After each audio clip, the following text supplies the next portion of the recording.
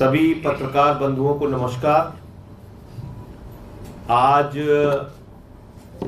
भारत की सरकार ने, मोदी जी की सरकार ने अपना बजट रखा है। उसमें देश के लोगों को क्या मिला, दिल्ली के लोगों को क्या मिला, पंजाब के लोगों को क्या मिला, विस्तार से आपको बताएंगे। हमारे साथ हमारे साथी सांसद पंजाब के मलविंदर सिंह कंग जी हैं, जो आपको पंजाब के बारे में विस्तार से बताएंगे। मैं इस बजट के बारे में 2-3 महत्वपूर्ण बातें करना चाहता हूं। पहली बात तो बजट की खुशहाली का अंदाजा पिछले कई वर्षों से शेयर मार्केट के गिरने और शेयर मार्केट के ऊपर जाने से लगाया जाता है। और अभी मैंने देखा कि 1200 अंक, हो सकता है अब ज्यादा हो गया हो, 1200 अंक के करीब शेयर मार्केट लुढ़का है, नीचे आया है। यानी शेयर मार्केट में कोई उत्साह नहीं है इस बजट के आने के बाद। दूसरा, अलग अलग वर्गों को जो उम्मीद थी इस बजट से, उनको क्या हासिल हुआ? देश का अन्नदाता किसान जो 1 साल तक सड़कों पर बैठा रहा 3 काले कानून के खिलाफ, एमएसपी दोगुना करने की मांग को लेकर, उसको उम्मीद थी कि हमारा न्यूनतम समर्थन मूल्य C2 + 50% के फॉर्मूले के तहत 2 गुना किया जाएगा। उसके लिए इस बजट में कोई प्रावधान नहीं।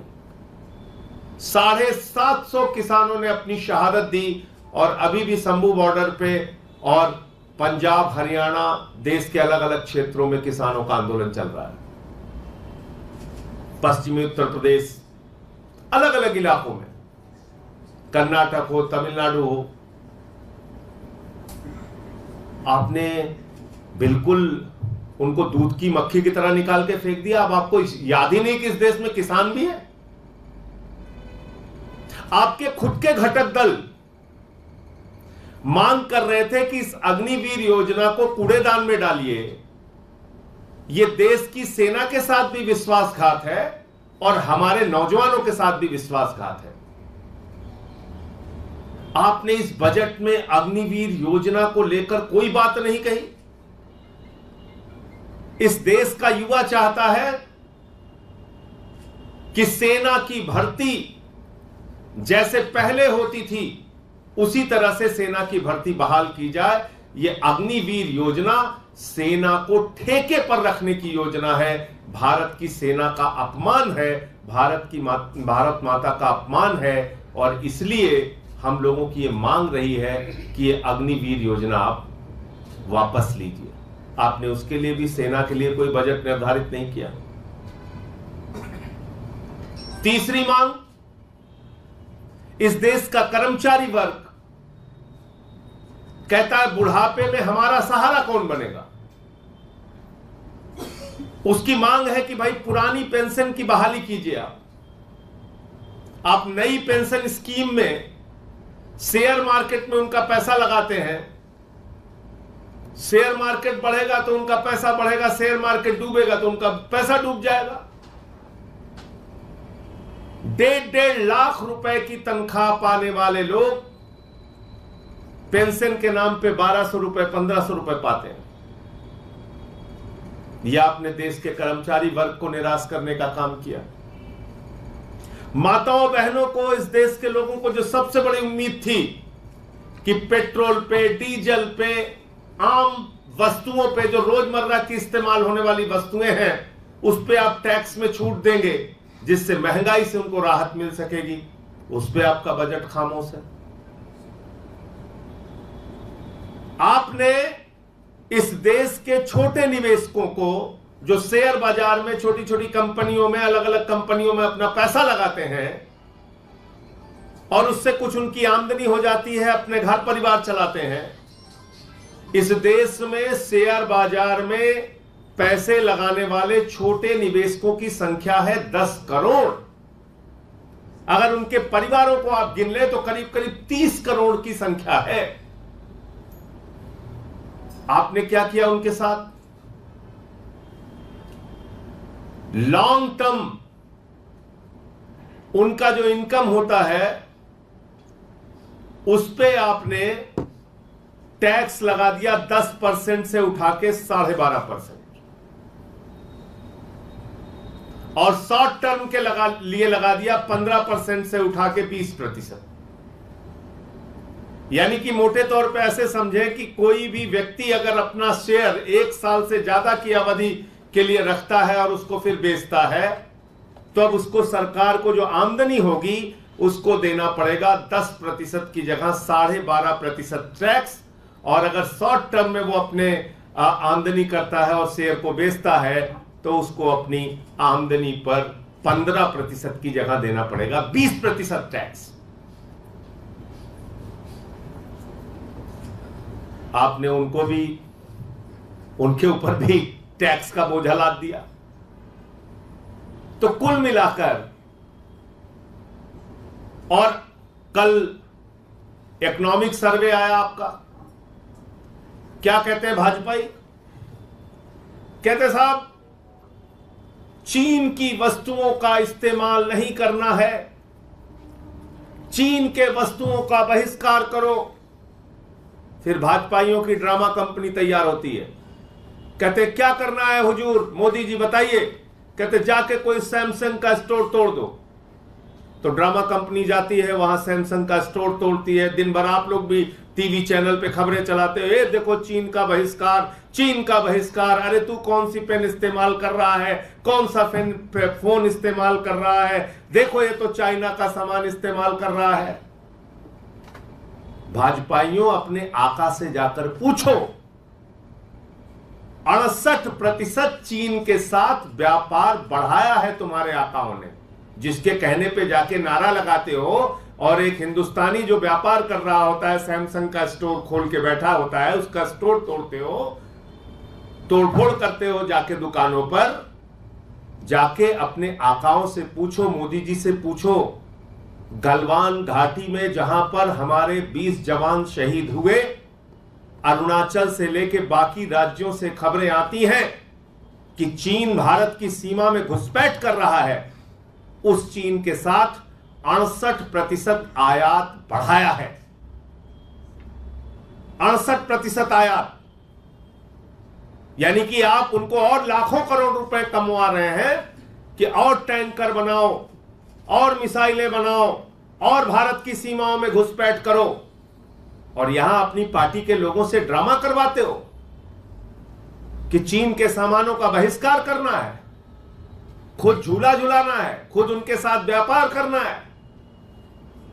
तो यह भी एक असलियत इनकी सामने खुलकर आई। इस इकोनॉमिक सर्वे की रिपोर्ट को अगर आप पढ़ेंगे तो उसमें ये चीजें, ये तथ्य सामने आया है। तो कुल मिलाकर अब बात कर लेते हैं दिल्ली की। दिल्ली इनको इनकम टैक्स और जीएसटी मिला के हर साल 2,32,000 करोड़ रुपए देता है। कितना देता है? 2,32,000 करोड़ रुपए। जीरो लगाते लगाते थक जाएंगे, इतना पैसा दिल्ली के लोग केंद्र की मोदी सरकार को देते हैं। और बदले में मोदी जी हमको क्या देते हैं?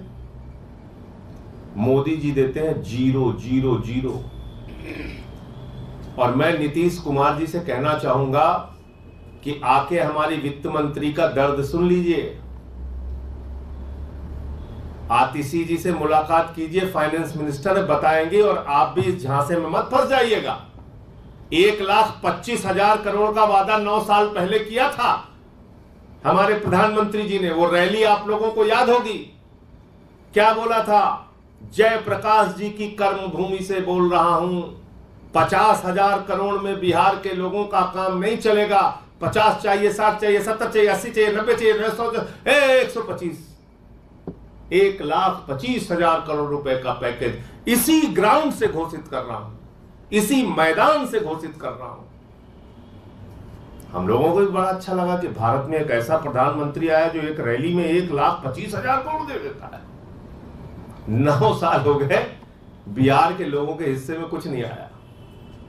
9 साल हो गए, रैली के मैदान से ही 1,25,000 करोड़। हमको तो डर लग रहा था कहीं बोरा और बांध के लिए होते तो उसी में बांट देते। 1,25,000 करोड़। आज क्या बोल रहे हैं?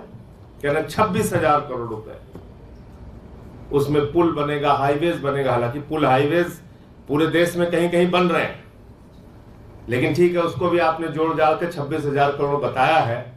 तो मैं मुख्यमंत्री नीतीश कुमार जी से कहना चाहूंगा कि जल्दी ही, इस सरकार का कोई भरोसा नहीं है, क्या करे क्या ना करे। 9 साल आप लोगों को इन्होंने मूर्ख बनाया, बिहार के हिस्से में कुछ नहीं दिया। तो ये जो 26,000 करोड़ की घोषणा की है, इसको ले लीजिएगा, क्योंकि मुझे बताया गया कि दिल्ली के लिए जो 325 करोड़ रुपए घोषित किया जाता है, अभी मैं आ रहा था तो मैंने कंफर्म किया, 1 रुपए दिल्ली को नहीं दिया इन्होंने। 2,32,000 करोड़ रुपए का टैक्स दिल्ली से लेने के बावजूद 1 रुपए, पूरी जिम्मेदारी से कह रहा हूं, 1 रुपए भी केंद्र की मोदी सरकार ने दिल्ली को नहीं दिया। इतनी दुर्भावना है आपके मन में, इतनी नफरत भरी है आपके मन में, क्योंकि यहां आम आदमी पार्टी की सरकार है, क्योंकि यहां अरविंद केजरीवाल जी की सरकार है। तो आप इस तरह से भेदभाव कर रहे हैं। हम तो कह रहे हैं दूसरे राज्यों को सेंट्रल टैक्स का, केंद्रीय हिस्से में जो टैक्स जाता है उसमें राज्यों का जो शेयर मिलता है वो करीब करीब 15% मिलता है। हमको आप 10% ही दे दीजिए। और हम तो इनकम टैक्स जो जाता है, हम जीएसटी का भी हिस्सा नहीं, हम तो इनकम टैक्स का हिस्सा मांग रहे हैं। इनकम टैक्स का जो जाता है उसमें से आप दे दीजिए करीब करीब 20,000 करोड़, 2,07,000 करोड़ रुपए इनकम टैक्स का हिस्सा केंद्र को जाता है। उसमें से कम 20,000 करोड़ रुपए दे देते आप। 10,000 करोड़ रुपए एमसीडी को, 10,000 करोड़ रुपए दिल्ली सरकार को, वो भी नहीं दिया आपने। तो ये कुल मिलाकर हकीकत थी।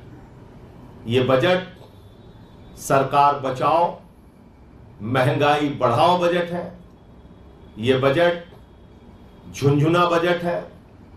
देश की जनता के हिस्से में कुछ नहीं आया, न किसान, न नौजवान, न माताएं बहनें, न व्यापारी, न कर्मचारी, किसी के हिस्से में कुछ नहीं आया। हाँ, कॉर्पोरेट घरानों का टैक्स नहीं बढ़ाया गया, उनके लिए राहत की खबर जरूर हो सकती है। मैं मलविंदर सिंह कंग जी से जरूर कहूंगा कि वो पंजाब के बारे में और बाकी विषयों पर अपनी बात रखें। थैंक यू भाई साहब।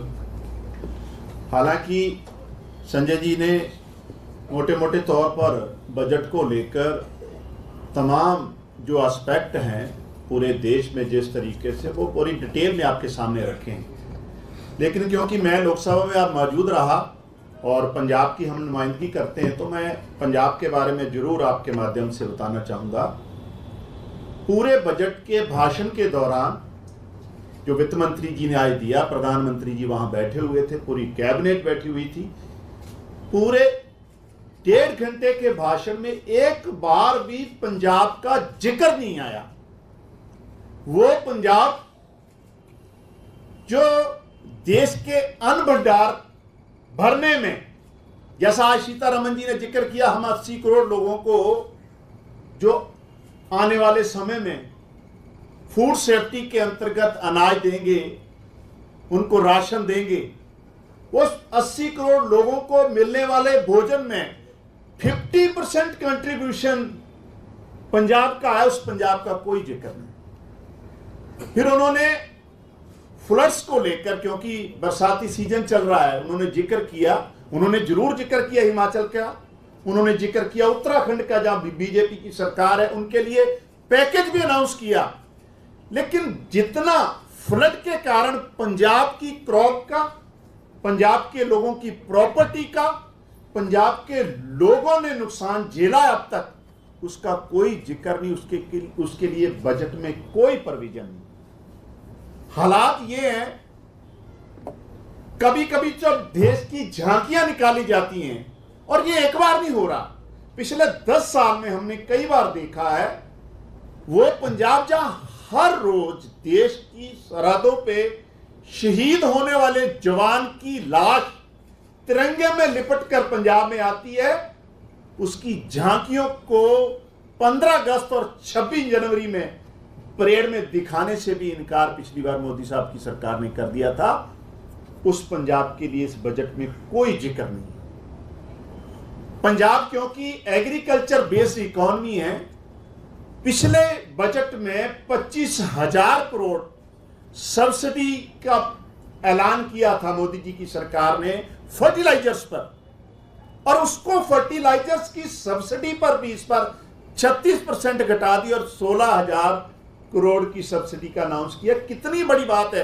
एक तरफ डीजल दुगना महंगा है, संजय जी ने जिक्र किया महंगाई का, देश के इतिहास में बेरोजगारी और महंगाई हाईएस्ट लेवल पे है, खाद महंगी है, पेस्टिसाइड महंगा है, बीज महंगा है, डीजल पेट्रोल हर तरीके से, और जो किसान मिनिमम सपोर्ट्स मांग रहा है, मिनिमम सपोर्ट्स प्राइस अपनी फसल के लिए, और कई महीनों से वहां एजिटेशन कर रहे हैं, धरने पे बैठे, जहां एक जवान हमारा शहीद भी हुआ, उस किसानों को मिनिमम सपोर्ट्स प्राइस की लीगल गारंटी का जिक्र भी पूरे बजट में कहीं। यह पूरे देश की मांग है, कोई एक स्टेट्स की मांग नहीं है, कोई कुछ लोगों की मांग नहीं है। जब आप एक स्टेट जब 50% अनाज भंडार भर के दे रहा है, जहां के सबसे ज्यादा देश की सरहदों को सुरक्षित करने के लिए जवान शहीद हो रहे हैं, उस किसानों के लिए मिनिमम सपोर्ट्स प्राइस की लीगल गारंटी का जिक्र नहीं आना, ये अपने आप में दर्शाता है कि मोदी जी को ना किसान का, ना जवान का, ना गरीब का, ना मजदूर का, ना महिलाओं का, ना मिडिल क्लास, ना गरीब क्लास, किसी का जिक्र, किसी का फिक्र नहीं है। फिक्र है तो जैसा संजय भाई साहब जी ने बताया कि अपनी सरकार बचाने के लिए जो बैसाखियां हैं, नीतीश कुमार जी के रूप में और तेलुगु देशम के रूप में आंध्र प्रदेश, उनको कुछ ना कुछ जरूर देने की कोशिश की है। जो सरकार बचाओ बजट है, तो जिस तरीके से आम आदमी पार्टी पंजाब में काम कर रही है, और पिछले दिन वित्त कमीशन ने वहां मीटिंग की, ऑनरेबल चीफ मिनिस्टर भगवंत मान जी ने डिटेल में उनके सामने अपनी मांग रखी, और बड़ी वाजिब मांग, क्योंकि क्रॉप डाइवर्सिफिकेशन की बात हर बार प्रधानमंत्री जी करते हैं, आज जरूरत है, पंजाब कर सकता है, कोई जिक्र नहीं, लीगल गारंटी का कोई जिक्र नहीं। और सबसे बड़ी बात, क्योंकि हम बॉर्डर स्टेट हैं, नार्को का कितना बड़ा आतंक है, और किस तरीके से जो पड़ोसी देश है, जिस तरीके से पंजाब में घुसपैठ करते हैं। हमने कई बार लिखा कि बॉर्डर को भी सिक्योर करो, पंजाब को एडिशनल फंड दिए जाए। हमारे हजारों किसान हैं जिनकी जमीन जो है बॉर्डर के उस पार है, जो सुबह जाते हैं शाम को वापस आते हैं, उनके लिए कोई मुआवजा नहीं। सो ये पूरी तरीके से बजट जो है एंटी पंजाब है, एंटी पीपल है, और देश की जो दिशा और दशा उसको कहीं भी प्रभावित नहीं करता। और जैसा हमारे लीडर ने बताया, और हम सिरे से इस बजट को खारिज करते हैं। बहुत बहुत